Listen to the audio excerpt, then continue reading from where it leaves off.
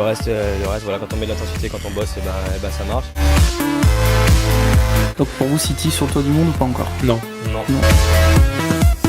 Et l'UBB, si elle veut affirmer ses ambitions de phase finale, doit aller là-bas pour gagner.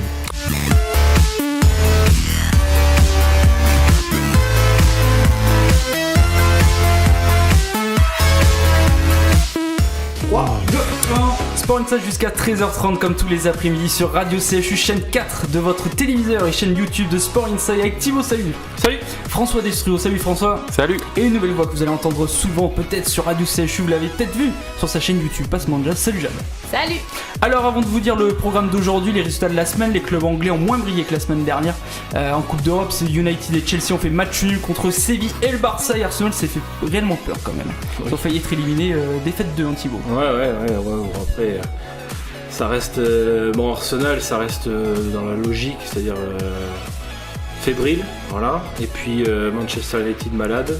Et Chelsea quand même, une erreur défensive qui leur coûte cher, mais moi je trouve une prestation d'ensemble plutôt intéressante. Bon, par rapport à la semaine dernière, on s'est fait plus chier. On se dit une semaine de Coupe de France quand même. Exactement. Voilà. Du côté des clubs français, Lyon et Marseille ça passe. Nice donc éliminé. Lyon jouera contre le CSKA Moscou et l'OM jouera contre Bilbao. Et aussi il y a eu les All-Star Games.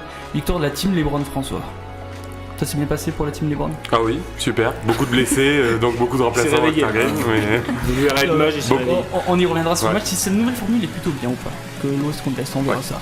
Bon, au menu de ce 118e numéro de SIB, les avis tranchés de l'équipe, Jade nous parlera du mauvais coup des Girondins de Bordeaux contre l'OM en Ligue 1, le All-Star Break avec peut-être une nouvelle réforme du modèle sur les playoffs de NBA. François va nous parler de ça.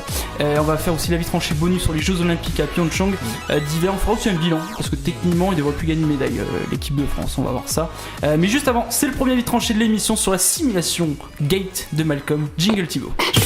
Le président Martin, lui, c'est la force tranquille. Je pense qu'il a hérité ça du trio. Alors, simulation Gate, sincèrement, on va rappeler les faits. Donc, mercredi 20 décembre 2017, 19e journée de Ligue 1, dernier match de l'année, Toulouse-Lyon, au stadium. Mariano donc, fait une simulation à la 23e minute. Il marque sur penalty, notamment. Donc, je suis convoqué à la commission de discipline. Il a rien, Mariano. Bon, un mois plus tard, Matmut Atlantique, 23e journée, Lyon-Bordeaux, Bordeaux-Lyon, première de Gustavo Poyet sur le banc des Girondins, 17h coup d'envoi. On va faire tous les faits. Malcolm aussi de la faute. 27e minute de jeu, Malcolm qui fait une grosse simulation. Donc aucune sanction pendant le match, pas de carton jaune, rien du tout. Convoqué d'une semaine de retard déjà, ça a été reporté. Un match ferme, dont un avec sursis. Et finalement, après appel, 2 matchs fermes, Thibaut. Oui, bon après... La sanction n'est pas scandaleuse, mais c'est plutôt la non-sanction de Mariano qui est le problème. Alors les Girondins font appel pour essayer de rétablir un peu l'équilibre. Finalement, on déséquilibre encore plus la balance puisqu'on a 2 matchs, donc c'est la suite logique.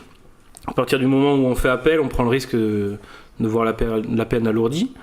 Moi, ce qui me dérange un petit peu là-dedans, c'est que c'est le déséquilibre entre 2 situations identiques qui ne sont pas sanctionnées de la même façon.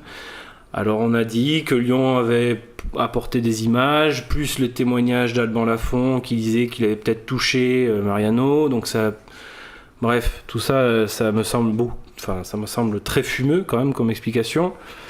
Je ne jugerai pas de la défense des Girondins parce que je la connais pas et que je veux pas incriminer les protagonistes, mais peut-être il y a eu une erreur aussi de la part du club à ne pas se rendre à la commission de discipline la première fois. Ça a peut-être joué aussi. Après, j'essaie de garder mon calme parce que c'est vraiment chiant. Non, mais c'est après, je fais pas partie des gens qui sont complotistes, mais on peut quand même s'interroger. Il y a pas mal de cas aujourd'hui qui concernent un club en France.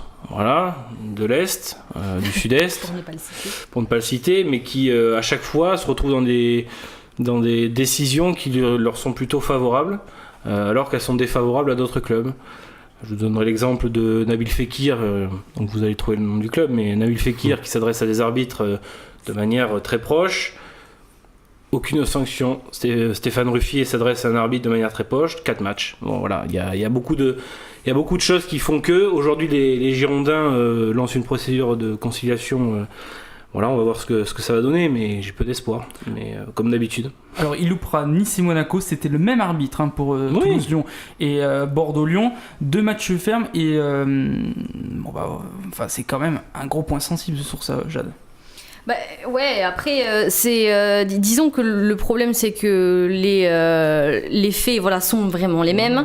Ils ont été tous les deux convoqués. Et puis, comme l'a dit justement, je sais plus, c'était Vincent Duluc, il me semble, qui a dit que si l'arbitre voit la faute voit la simulation au moment du match, il prend un carton jaune et basta.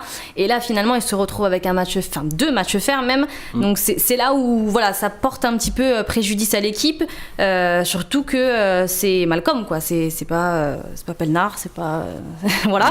Donc et puis c'est 2 gros matchs qui arrivent aussi. On a Nice, on a Monaco. Je pense que on aurait été bien mieux avec Malcolm que sans, quoi. Il y a un jingle là, on tient un jingle. On parlait de sanctions, par exemple Santini avec Paul Bays, c'était un match. Ouais, c'était un coup. A posteriori, c'est plus cela. A posteriori en plus, c'est des sanctions qui ont été prises a posteriori puisque ça a été jugé par la commission de visionnage puis la commission de discipline. Bon voilà, il y a un réel débat aujourd'hui sur la composition de cette commission, la manière dont elle prend les sanctions, en plus ça dépasse, on parle du cas Malcolm, mais ça dépasse aussi le cadre du terrain, puisqu'ils prennent aussi des sanctions sur les tribunes et les comportements des supporters. Donc je pense qu'il y a... Mais c'est bien qu'il y ait des polémiques comme ça, parce que ça permet justement de mettre la lumière sur ces gens-là, dont on connaît ni l'identité, ni la compétence finalement. Donc c'est bien. On est quand même fin février, ça s'est passé fin janvier quand même, cette histoire. Ça prend du temps quand même. Ça prend du temps, mais après il y a des dispositions légales aussi, il faut 15 jours pour convoquer les joueurs, le temps de préparer la défense, etc. Donc c'est normal que ça prenne du temps. Ce qui est pas normal, c'est cette opacité et ce déséquilibre et ce non-respect d'équité qui, encore une fois, avantage... est au détriment de certains clubs, mais je pense que de toute l'histoire du football français, les gros clubs ont toujours été avantagés dans la gestion et dans les sanctions qui sont prises. Donc c'est... Malheureusement aujourd'hui Bordeaux fait plus partie de ça. Peut-être que Malcolm Froid comme les Ultramarines va y aller et peut-être la police va le sortir peut-être sur le terrain. François. Il y aura peut-être le retour de flamme pour Lyon aussi, vu que Malcolm est absent contre Monaco, donc il y a un lui direct avec Lyon. Donc plus trop maintenant, mais peu. Non, je pense ça va peut-être pouvoir revenir, mais en tout cas ça aide pas les Lyonnais à avancer au classement quand même. Non, mais de toute façon avec ou sans Malcolm, je pense qu'à Monaco ça sera quand même très compliqué. Oui. Quoi qu'il a dit. Bon, voilà pour la situation de Malcolm avec la commission. C'est quand la réponse on va voir ça quand les réponses dans la semaine, dans les mois. Non, plus tard, parce qu'il faut le temps l'année de prochaine nommer peut-être. Oui, peut-être dans 10 ans. Non, mais il faut le temps de nommer un conciliateur et qu'après la procédure s'entame. Donc, mais la procédure n'est pas suspensive, donc Malcolm reste suspendu de match. Bon, on réouvrira le dossier des Girondins dans un instant avec Jeanne, mais juste avant cette direction les États-Unis, jingle François. C'est le quarterback Michael Vick. Bon, il s'était fait arrêter après pour organisation de combat de chien, mais. On va parler de basket de NBA sur la réforme des playoffs. Donc le système des playoffs de NBA pourrait être bien revisité, a affirmé Adam Silver, le président de la ligue. Quand même depuis 2014 on en parle. Oui, c'est juste à l'étude pour l'instant, et pour que un nouveau système soit accepté, il faut que 20 franchises sur les 30 acceptent une nouvelle réforme. Donc là en ce moment, pour expliquer, ça se passe sur 2 conférences en NBA, où les 8 premiers de chaque conférence se qualifient pour les playoffs. Et en gros, ils veulent faire passer sur un classement 1-16, toutes conférences confondues. Ce qui ferait qu'on pourrait se retrouver avec une finale interconférence. Ce qui pose souci, c'est qu'actuellement, les 2 conférences sont très déséquilibrées. Avec d'un côté LeBron qui marche sur la conférence Est, et de l'autre où il y a des équipes qui finiraient deuxième à l'Est, qui peuvent même pas se qualifier en playoff. Donc c'est ça le petit débat en ce moment. Bon, après, c'est aux joueurs de vouloir se challenger en allant dans les équipes un peu plus petit marché. LeBron James, c'est contre, il est défavorable à ça. Oui, LeBron, après, il marche sur l'Est depuis des années. Lui, ça le désavantagerait, clairement. Et ça voudrait dire que sur les 16 meilleures équipes, ça voudrait dire que peut-être qu'il y aurait 10 de l'Ouest et 6 de l'Est, en fait. Ah oui, ou même... Les 16 de l'Ouest et 0 de l'Est. Enfin, ça, non, mais... il y a quand même quelques équipes à l'Est, faut pas les oublier, mais oui, mais après, c'est vraiment une proposition d'Adam Silver qui est à l'étude, même si ça penche quand même à rester dans le système actuel, surtout qu'en plus les franchises, déjà toutes les franchises de l'Est risquent d'être défavorables cette décision, vu que ça a des avantages clairement. Donc ça apporte rien de plus à la NBA. Non. Au Non, contraire. non. Ah non, oui. Tout ce qu'ils veulent faire, en fait, c'est rallonger, en plus de ce changement de système de qualification en play-off, c'est aussi voir comment se passe la saison régulière, c'est-à-dire allonger les temps entre les matchs, donc la saison se termine plus tard. En ce moment, elle se termine avril, on va dire. Qu'elle se termine, mettons, en mai-juin. Et ça, les coachs, les GM et tout sont clairement contre parce que... Il y a quoi, 82 matchs déjà ? Ouais, mais ça ferait autant de matchs ou un peu plus, mais c'est juste rallonger la durée entre les matchs. Mais disons qu'il y a une fatigue mentale quand même dans la saison qui se fait ressentir. Thibaut, ça peut être une bonne chose en NBA ? Je m'y connais pas suffisamment pour juger, mais moi le système actuel, je suis de loin, hein, mais le système actuel aujourd'hui a ses avantages et ses limites. Maintenant, je suis pas suffisamment calé pour répondre sur le fond. Voilà. Jade ? Même Pareil, chose, même ouais. chose que Ouais. Thibaut. Mais disons que le système actuel permet disons que le système actuel permet une rotation entre les équipes. C'est juste que depuis quelques années, on assiste à beaucoup de départs de joueurs pour les meilleures équipes, ce qui fait que il y a quelques teams qui manquent un peu de franchise player, comme on dit. Alors avant de parler de cette nouvelle formule de playoff, il y a eu la nouvelle formule du All-Star Game, donc c'était la team LeBron contre la team Stephen Curry. Ouais. Ça s'est plutôt bien passé. Ouais, c'est le retour de la défense en All-Star Game. C'est-à-dire que là, on a vu des Pas joueurs... 148 à 145 quand même. Ouais, bon...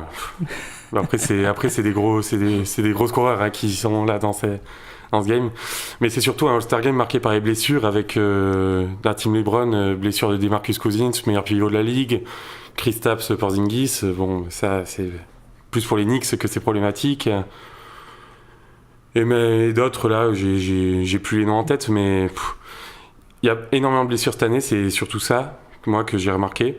Le All-Star Game, après, en lui-même, c'est un All-Star Game. Moi, personnellement, j'ai pas trop d'intérêt à regarder ce match. Je préfère regarder le concours de skill ou de dunk ou de 3 points, plus que match en Mais lui-même. c'est mieux cette nouvelle formule que l'Ouest contre l'Est ou... Ouais, mais ce qui pareil. est intéressant, en fait, c'était que les deux capitaines mettent en place des rivalités, mais là, c'était pas très drôle parce que LeBron James a choisi Durant... et il a mis Westbrook avec lui, alors que les deux sont censés être des gros rivaux maintenant, etc. Enfin, on aurait aimé un peu plus de nasty game, on va dire. Et donc il y a aussi des résultats de NBA à nous dire. Alors oui, il y a eu du coup le petit All-Star Break, la petite trêve de NBA. C'est le trêve qu'il y a dans le championnat. C'est ça, ouais, une Ouais. petite semaine de repos, donc c'est un peu quand même un petit point clé. Alors, il y a quelques résultats intéressants. Les Cavaliers qui ont fait le gros blockbuster de la trade deadline en ayant pas mal de nouveaux joueurs qui perdent à la reprise, avec un LeBron James largement au-dessus du lot avec 32 points, mais qui est tout seul. Donc, résultat suivant, les Los Angeles Clippers qui perdent sur un score fleuve à Golden State, un joli 134 à 127 avec Stephen Curry, meilleur joueur de la soirée largement, avec un petit 44 points, peinard, et 8 sur 8 à 3 points. Bien. Et aussi un petit point avec les New York Knicks et le petit Frenchie Frank Ntilikina qui devait... Il marche bien lui, hein. Il tourne bien lui. Pas trop. Pas trop. mais disons... Dommage. Bien tenté. Non, mais disons qu'il y a vraiment un souci avec ces New York Knicks au niveau de la rotation et du coaching.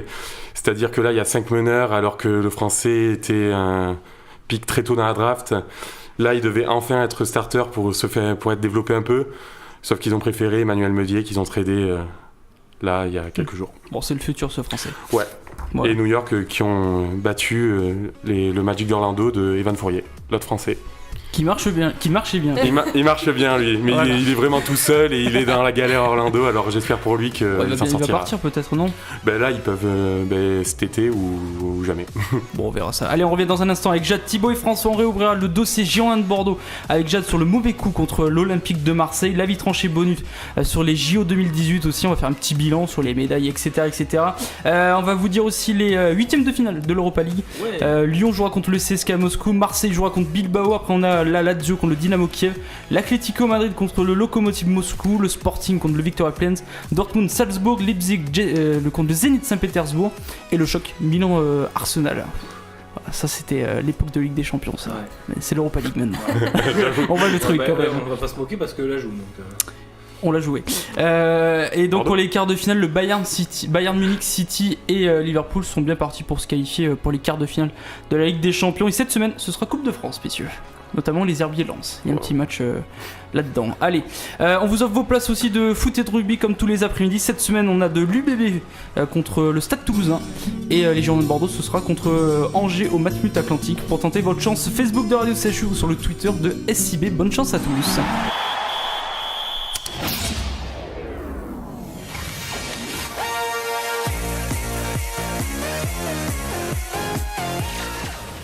Deuxième et dernière partie de SIB, on est ensemble jusqu'à 13h30, 118e numéro avec Jade, Thibaut, François et vous, auditeurs de Radio CHU. On va parler des JO d'hiver 2018 et faire un petit bilan aussi. Mais juste avant, avis tranché de Jade sur les Girondins de Bordeaux. Jingle.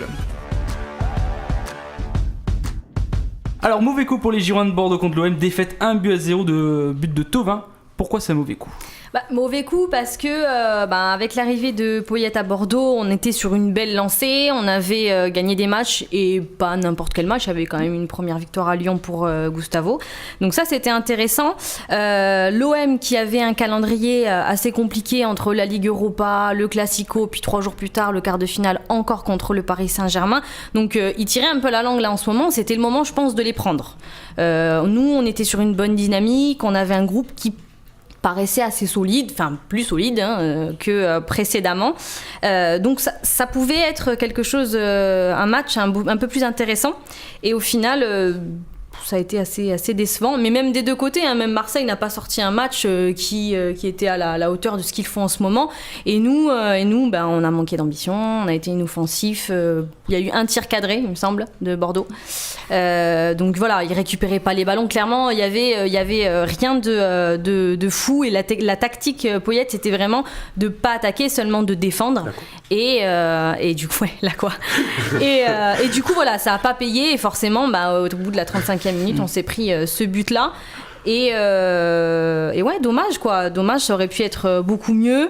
En plus, on l'a vu contre Amiens, ils menaient 3-0. À 3-1, il se met à 5 derrière. Donc il sait que le bloc défensif, c'est pas la force des joueurs de Bordeaux. Donc je sais pas pourquoi il est parti là-dessus. En plus, c'est pas du tout ce qu'il disait au départ. Il disait voilà, Marseille, c'est une équipe avec de la possession, etc. Va falloir qu'on soit solide sur les duels, etc. Et puis au final, rien quoi. Thibaut. Que dire ? J'entends ricaner à côté, lui là. Il faut savoir quand même qu'il est supporter de Marseille, donc ça l'enchante de parler de ça. Non, mais oui, on est arrivé.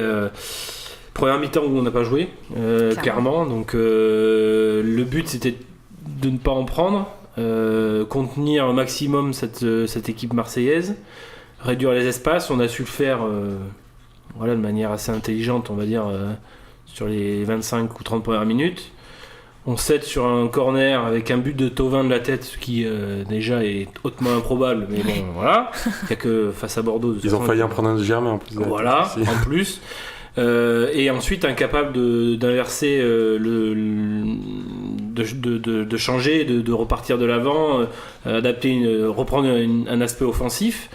Voilà, donc on avait tendance peut-être à un peu oublier d'où venait Bordeaux depuis le mois d'octobre. Avec les 4 victoires consécutives, beaucoup ont pensé que Bordeaux était guéri.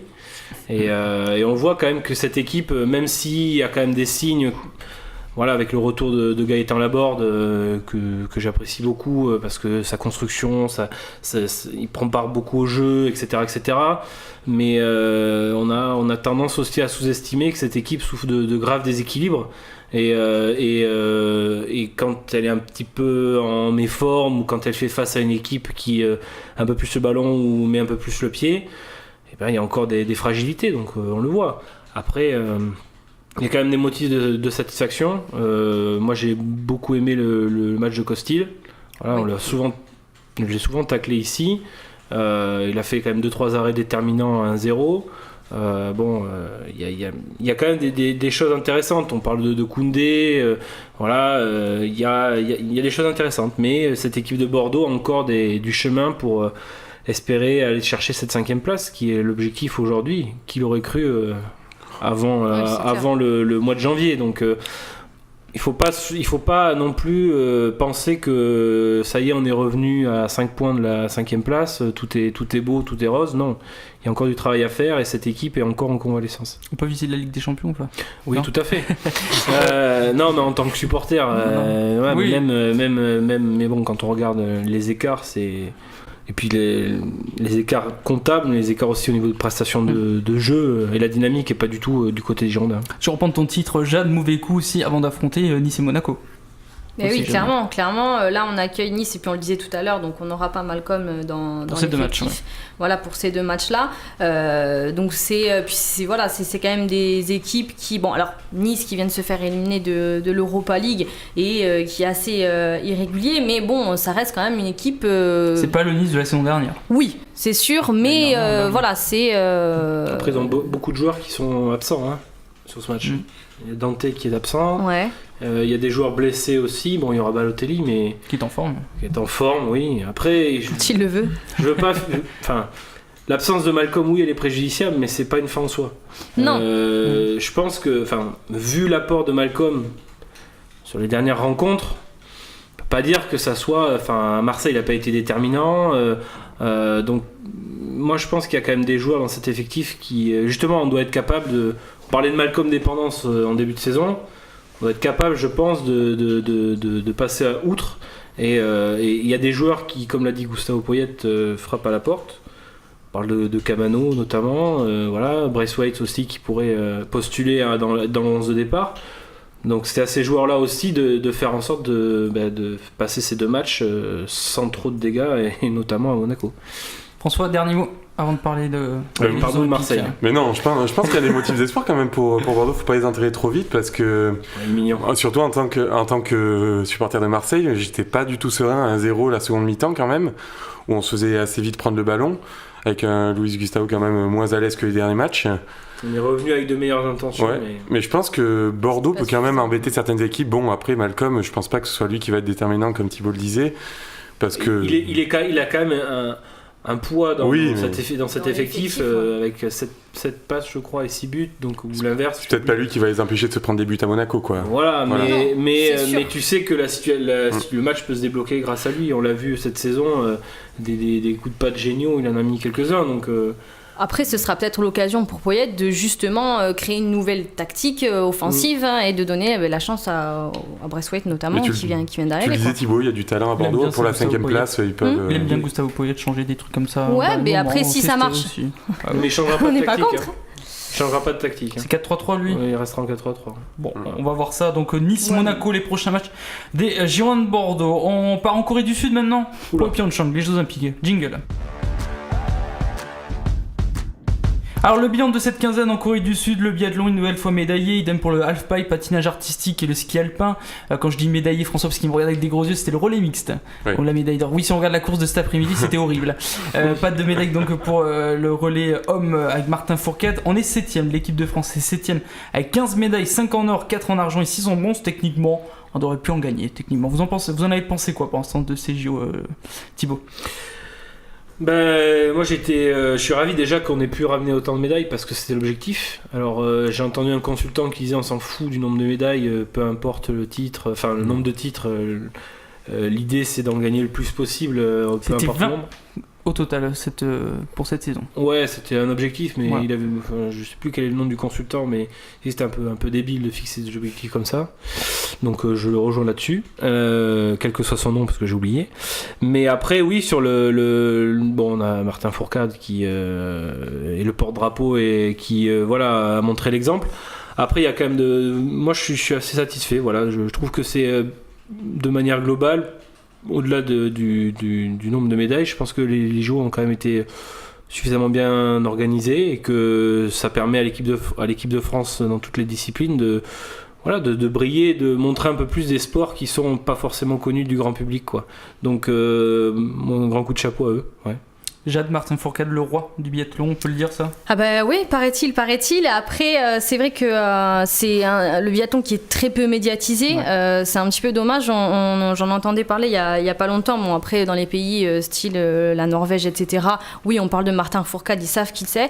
Maintenant, on va aux États-Unis, on prononce son nom. Il y a très peu. Même en France. Même en France, c'est vrai qu'il y en a encore. Oui, c'est sûr.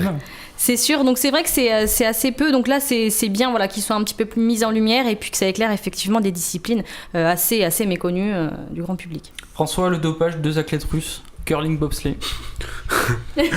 Alors moi je parle du dopage, les autres ils ont Fourcade, les médailles d'or et tout. Toi c'est le dopage, toi. C'est vachement bien le dopage. Non mais écoute, les athlètes russes qui étaient déjà c'est interdits, pas une blague, hein, c'est vraiment, qui étaient déjà interdits d'évoluer sous la bannière russe, même dans les athlètes autorisés à participer aux Jeux Olympiques, voilà. Sous la bannière olympique. Sous la bannière olympique. Leur rappeler qu'ils sont sous bannière neutre. Hein. C'est quand même beau, voilà. Bon, c'est ironique, on précise quand même, parce que les gens disent pas qu'il a dit que c'est quand même beau le dopage. Hein, non. Alors après, pour le dopage, c'est pas une blague, hein, c'est vraiment, il y a vraiment eu 2 dopés au curling et au bobsleigh. Hein. Curling, suspicion quoi. de Curling, bon. Le bobsleigh, c'est pour brosser plus vite. C'était un dopage pour la grippe, je crois. Il avait pris ça pour un truc sur la grippe, je sais pas quoi. Voilà, pour le bobsleigh. Bon, en tout cas, ça s'est bien passé pour l'équipe de France. C'était pas une catastrophe. On est encore dans le top 10. Ça fait 3 Jeux Olympiques, que ce soit été ou hiver, on est dans le top 10. Oui, après. Ça veut dire qu'on est régulier dans les 2 disciplines. C'est-à-dire que la Norvège en a 32, alors qu'en été, ils en ont que 4 médailles. Tu peux être dans le top 10 avec 15 médailles de bronze. Donc voilà, ce qui compte. Non, mais je sais. Mais il y a des gens qui vont te dire que ce qui compte, c'est le nombre de médailles d'or, peu importe l'argent ou le bronze. On s'en fout. Ah mais ça je pense. Voilà, tu regardes les Pays-Bas, ils sont 2e ou 3e, c'est juste qu'ils ont gagné tout le patinage de vitesse et rien en ski alpin quoi.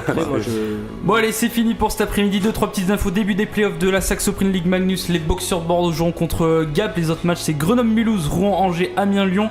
L'équipe de France de rugby jouera contre l'Italie et le Pays de Galles en tournoi à destination. On est sur 9 défaites de suite. De bois, voilà. Et le début de notre en route vers la Russie 2018, c'est bientôt.